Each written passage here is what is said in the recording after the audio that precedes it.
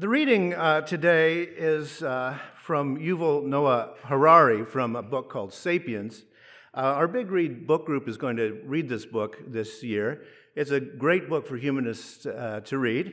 I'm teaching an Introduction to Humanism class at Meadville Lombard Theological School this year, and using that book. I really highly recommend it. And it's also a book on tape, which you can listen to. This is a little reading from that book. Scholars once proclaimed that the agricultural revolution was a great leap forward for humanity. They told a tale of progress fueled by human brain power. Evolution gradually produced ever more intelligent people. Eventually, people were so smart that they were able to decipher nature's secrets, enabling them to tame sheep and cultivate wheat. As soon as this happened, they cheerfully abandoned the grueling, dangerous, and often Spartan life of hunter-gatherers, settling down to enjoy the pleasant, satiated life of farmers. That tale is a fantasy. There is no evidence that people become more intelligent over time. Foragers knew the secrets of nature long before the agricultural revolution, since their survival depended on an intimate knowledge of the animals they hunted and the plants they gathered. Rather than heralding a new era of easy living, the agricultural revolution left farmers with lives generally more difficult and less satisfying than those of foragers. Hunter-gatherers spent their time in more stimulating and varied ways and were less in danger of starvation and disease. The agricultural revolution certainly enlarged the sum total of food at the disposal of humankind, but the extra food did not translate into a better diet or more leisure time. Rather, it translated into a population explosion and pampered elites. The average farmer worked harder than the average forager and got a worse diet in return. The agricultural revolution was history's biggest fraud. The body of Homo sapiens had not evolved for farming. It was adapted to climbing apple trees and running after gazelles, not to clearing rocks and carrying water buckets.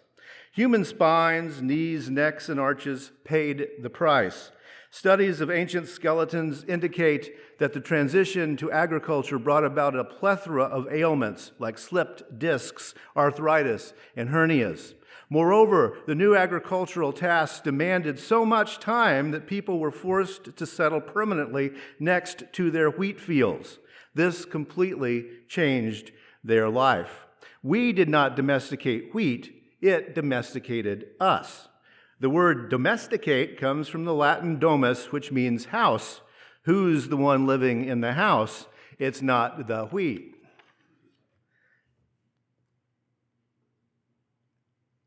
Labor Day. In 1935, a U.S. government truck, part of a New Deal program called Relief, pulled up at my grandfather's house. Now, that house was a 2-room sharecropper shack, and 16 people were living inside. The family was starving to death. It wasn't malnutrition, it was starvation. The government truck was distributing surplus food, which on that particular visit consisted of a gallon glass jar of mustard. That was it. My father was 11 years old at that time, and he and his siblings thus became the first generation of U.S. children raised on what came to be known as welfare. That first glimmer of government help proved to be a harbinger of things to come. Now, I come from a long line of poor people, part of what's known as the incorrigible poor or the long-term poor. Now, most of my cousins, and I had 64 cousins at one time, first cousins, most of my cousins, their children, their children's children, and now their children's children have never managed to get off government assistance in all those years. Back to the mustard. These were farmers who traveled by horse, and this was long before television had been invented. No one in the family had ever seen mustard. They thought, oh, it's what rich folks eat. So they ate it. It's all they had, though a gallon of mustard doesn't go all that far, which split between 16 people. It made them incredibly ill. So then they decided the government was out to poison poor people. Now, I suspect if that story had made it into the newspapers, some rich folks would have responded, "Hey, why are those poor people so stupid? Why didn't they just put it on their roast beef sandwiches," right? Well, that's the story of my family. We are a little bit of a sociological experiment. My father was one of 11 children. Of that group, eventually 3 escaped poverty. Now, how did those 3 escape? Well, my father was able to join a labor union, and 2 of his sisters married men who were able to join labor unions. The rest of those kids lived and died in the poverty that they were born into. Their children, my first cousins, and as I said, I had 64 of them at one time before death started weeding them out. We poor folk don't live as long as other folks. My cousins, for the most part, remained in the welfare system. I was, and 4 generations later, as far as I know, I still am, the only one of the descendants of that sharecropper's shack to ever have gotten a college degree. Now, I want to quickly point out that my father didn't try harder than any of his siblings. And I didn't work any harder than any of my cousins. Matter of fact, most of them had 2 or 3 jobs. It was just lucky. It's pure luck. And on this Labor Day, it's good to remember that the labor union is one of the few anti-poverty programs in the U.S. history that has actually worked. The rest of it is kind of handing out mustard to people. Well, okay, why talk about poverty when you can talk about the good old days? After all, I am a child of the golden age of U.S. labor unions. I'm part of the great in that Make America Great Again. My father was a member of the Boilermakers Union, officially titled the International Brotherhood of Boilermakers, Iron Ship Builders, Blacksmiths, Foragers, and Helpers. And yeah, that's where the name of the drink comes from. Those guys were a tough bunch. One Boilermaker's saying from the time went, "If you know you're coming home with all your fingers and toes, you're not going to work." They were tough. The fact is, if you handle red-hot steel 8 hours a day, sometimes 12 hours a day, 6 and 7 days a week, you're going to get hurt, often. And some of my first memories are the bitter cold when my father marched on the picket line during strikes. Every year, Mom and Dad would start getting worried along about November because the union contract had to be renegotiated before December 31st. And my parents prayed there wouldn't be a strike that year, and generally there was. And when that happened, the paychecks stopped. There was a strike fund that paid those who walked the picket line. So my dad walked the picket line. And my father made extra money tearing down old fences and old houses that provided the firewood to put in 55-gallon drums out on the streets for the picketers to stay warm. And I really loved tearing down houses when I was a kid. There's nothing quite as satisfying as slamming a crowbar through a wall and ripping its guts out. And this was long before fiberglass insulation, which I hate. Sometimes the strikes lasted for weeks, sometimes months, and one of them lasted for 2 years. Now, yeah, it can get long. I remember my mom ripping open a 10-pound bag of potatoes on Sunday nights, and she would count them out on the counter, putting them into 7 groups so that we would have something to eat for the entire week. Now, that was the 1960s, and that was the golden age of American labor unions. And my father was indeed fortunate to have a union job, a job that provided a living wage, some measure of safety and working conditions, health insurance that covered those constant injuries, provision for overtime pay, and a pension plan, though that went away when the Reagan administration began eliminating the New Deal era labor laws. Now, thanks to a union, unlike my dad, when he was a kid, I never actually went hungry. I had malnutrition, not starvation. And again, parenthetically, when you're born poor, you carry that all your life. I have a swayed back and bent legs due to my malnutrition as a kid. And it turns out that cornbread made with water and eating fried potatoes and lard every day for every meal is not all that nutritious for you. And, it's really a bad idea to be born poor. But here's the thing. When I was born, 25% of the U.S. population lived in poverty. 25%. By the time I was 10 years old, 15% of Americans lived in poverty. Then the U.S. poverty rate and the rise in U.S. worker incomes froze, and it hasn't changed since. It's still at 15% poverty rate.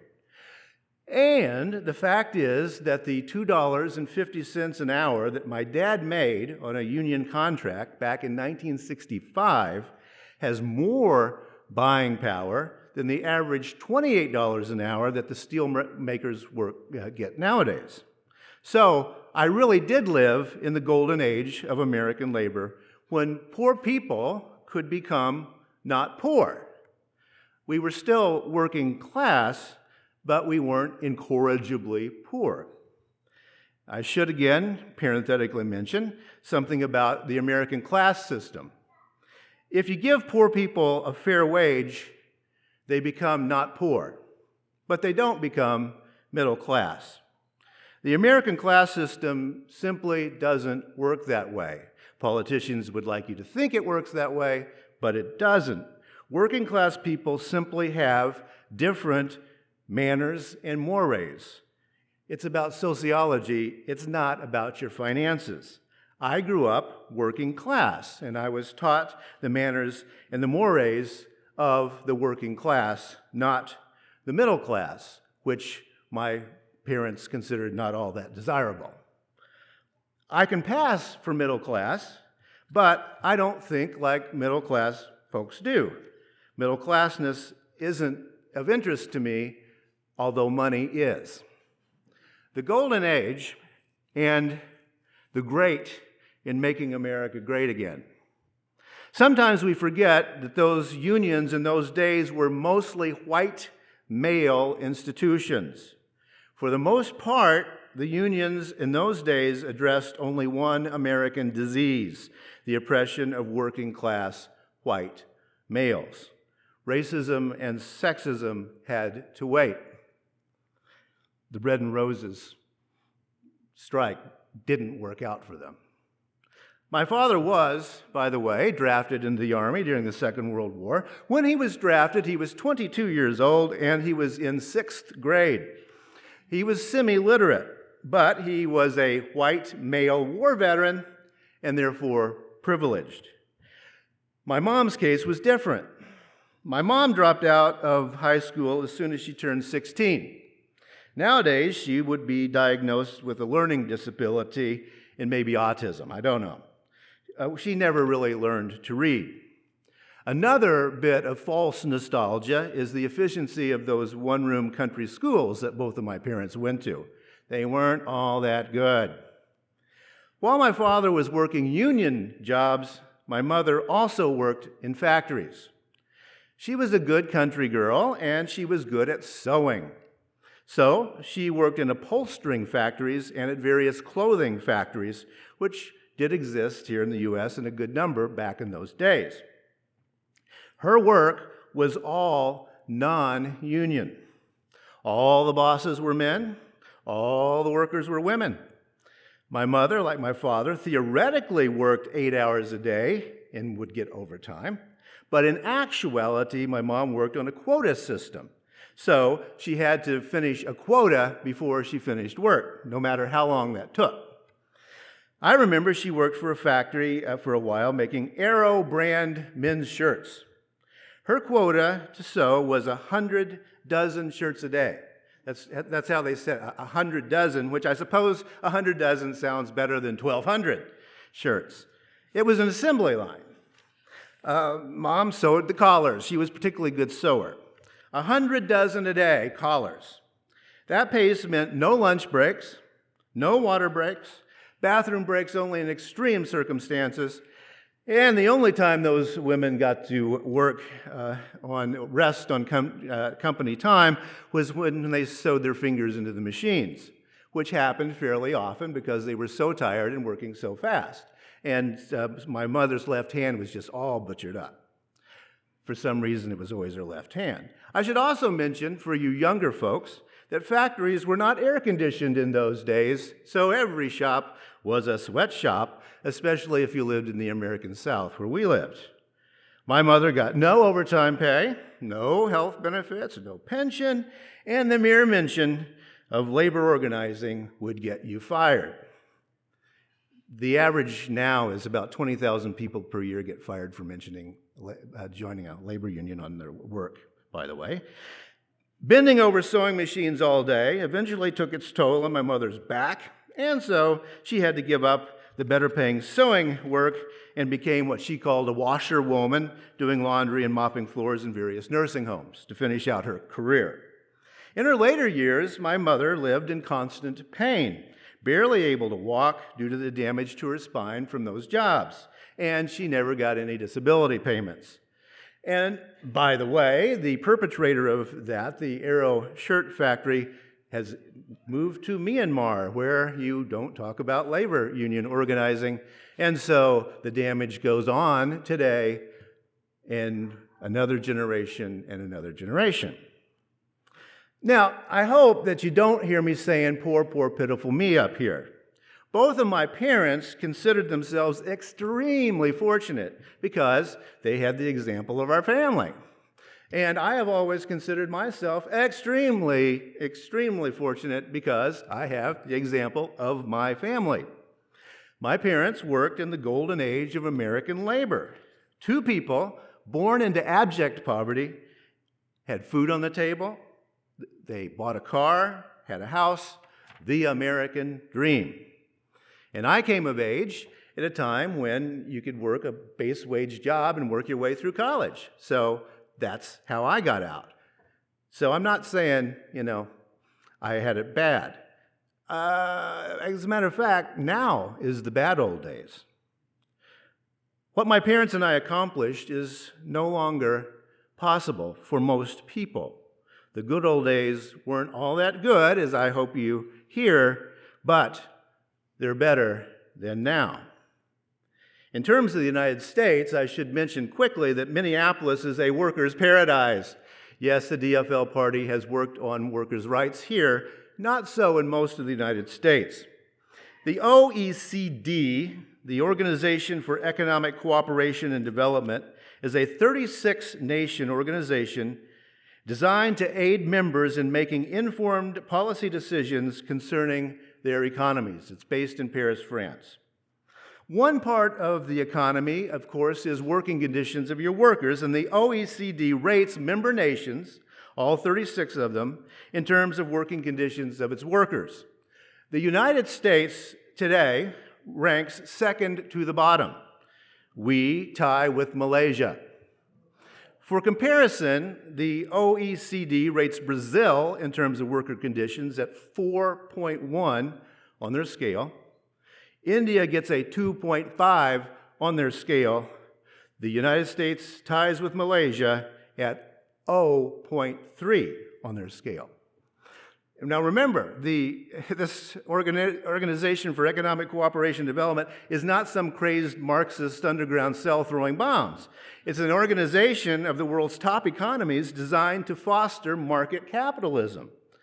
It's pretty clear that we're wasting our money as American citizens on that particular group because it doesn't sound to me like we have any intention of doing what the rest of the nations are doing. We don't have to because labor unions in the U.S. are weak. Less than 10% of American workers now belong to labor unions. Why are we so low on that scale? Well, workers here can't afford health insurance. Workers here can't afford childcare. Workers here seldom get sick pay. Workers here almost never have actual job security. And the list goes on and on and on. 37 million working Americans live below the poverty line. And remember what I said earlier. Poor people stop being poor when you give them a fair wage. The wages for most Americans stopped growing in 1973 and has now gone down ever since, unlike the incomes of the richest 5% of Americans. And so, in this country, wage inequality grows and grows and grows. Well, okay, where's the hope? I hold on to the words of Chicago poet Gwendolyn Brooks. They're in the order of service this morning. She said, "Live not for battles won, live not for the end of the song, live in the along." Things can change. Not by making America great again like it was in 1960, because it wasn't great. But things can be changed by looking at simple economics.